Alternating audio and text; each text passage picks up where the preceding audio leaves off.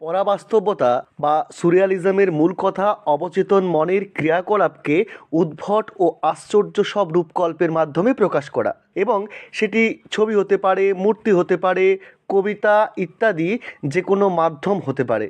আজ আমরা আলোচনা করব সুরিয়ালিজম সম্পর্কে। পরাবাস্তবতা বিষয়টা কি? বাস্তবকে এড়িয়ে যাওয়া?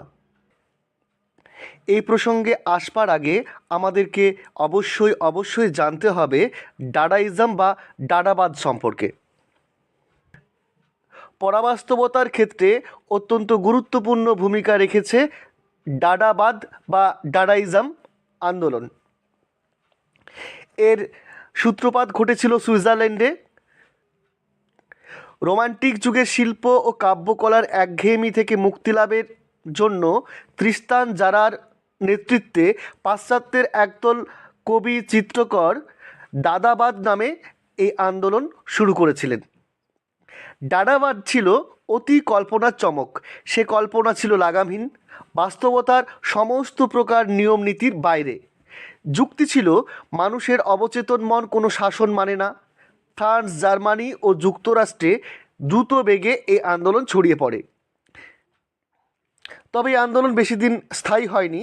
এর অন্যতম কারণ, ডাডাবাদ দেশীয় ঐতিহ্যকে বিনাশ করেছিল, কিন্তু গ্রহণযোগ্য বিকল্প সৃষ্টি করতে পারেনি।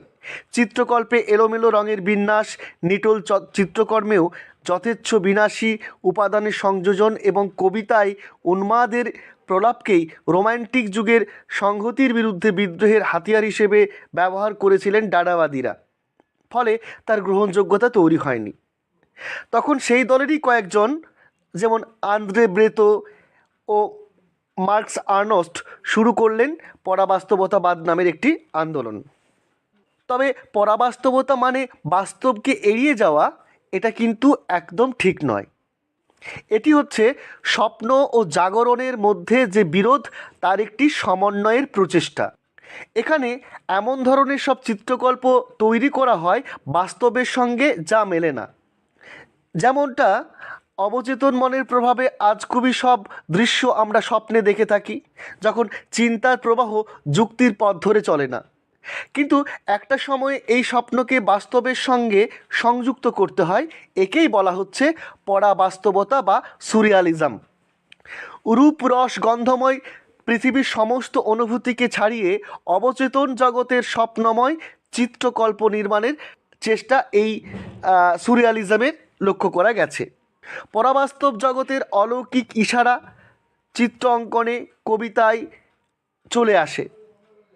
সুরিয়ালিজমের মধ্যে একটা আপাত ধোঁয়াশা থাকে।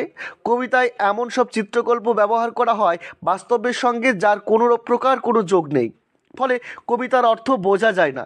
আধুনিক কবিতার ক্ষেত্রে বিষয়টি খুব লক্ষ্য করা যায়। কবি কী বলতে চেয়েছেন বোঝা কঠিন হয়। কিন্তু পরাবাস্তবতার প্রয়োগের ক্ষেত্রেও কিছু শর্ত রয়েছে। বলা হয়ে থাকে বাস্তবতাকে তুলে ধরার জন্যই পরাবাস্তবতার আশ্রয় নেওয়া হবে। সুরিয়ালিজম বা পরাবাস্তবতা বিংশ শতাব্দীর সাহিত্যের একটি অত্যন্ত গুরুত্বপূর্ণ উপাদান।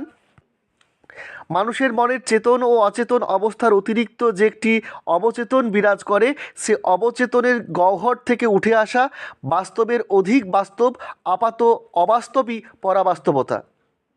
অর্থাৎ অবচেতন মনের ক্রিয়াকল্পনা নির্ভর সাহিত্যই হচ্ছে পরাবাস্তব সাহিত্য। ফরাসি সাহিত্যিক গিয়ম আপলেনিয়েট 1917 সালে তার টাইরেসিয়াসের স্তন নাটক প্রসঙ্গে প্রথম সুরিয়ালিস্ট শব্দটি ব্যবহার করেন। অর্থাৎ এখানে আমরা দেখতে পাচ্ছি যে সাহিত্যের ক্ষেত্র থেকে পরাবাস্তব বা সুরিয়ালিজম শব্দটি এসেছে। কিন্তু ইউরোপ, বিশেষত প্যারিসের চিত্রকলা, ভাস্কর্য প্রভৃতি ক্ষেত্রেও পরাবাস্তবতার প্রয়োগ লক্ষ্য করা গেছে। জার্মান ও ইংরেজি সাহিত্যের ধারাও পরাবাস্তবতাকে সম্প্রসারিত করেছে। পরাবাস্তবতার সঙ্গে আমরা কম বেশি সবাই পরিচিত।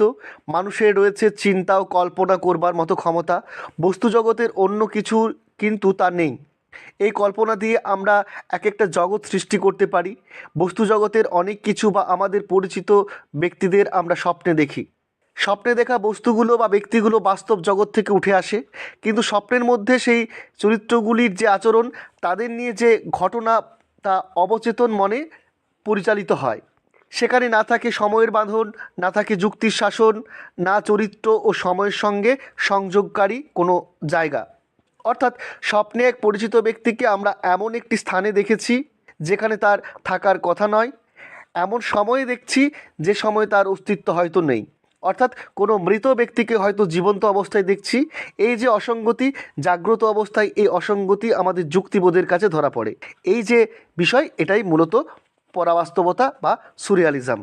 আধুনিক বাংলা কবিতায় জীবনানন্দ দাশ, শামসুর রহমান, এমনকি নজরুল ইসলাম পর্যন্ত সুরিয়ালিজম বা পরাবাস্তব চেতনার প্রয়োগ ঘটিয়েছেন তাদের কাব্য সাহিত্যে। এ গেল সুরিয়ালিজমের কথা। আশা করি বন্ধুরা প্রত্যেকে বুঝতে পেরেছো। আমাদের ভিডিও কেমন লাগছে অবশ্যই তোমরা কমেন্ট সেকশনে এসে জানিও। লাইক করো, বন্ধুদের মধ্যে শেয়ার করো। যত বেশি শেয়ার করবে, যত বেশি লাইক এবং কমেন্টস আমরা পাবো, তত বেশি উৎসাহ পাবো এই কাজে। প্রত্যেকে ভালো থেকো, সুস্থ ও সুন্দর থেকো। আপাতত টাটা।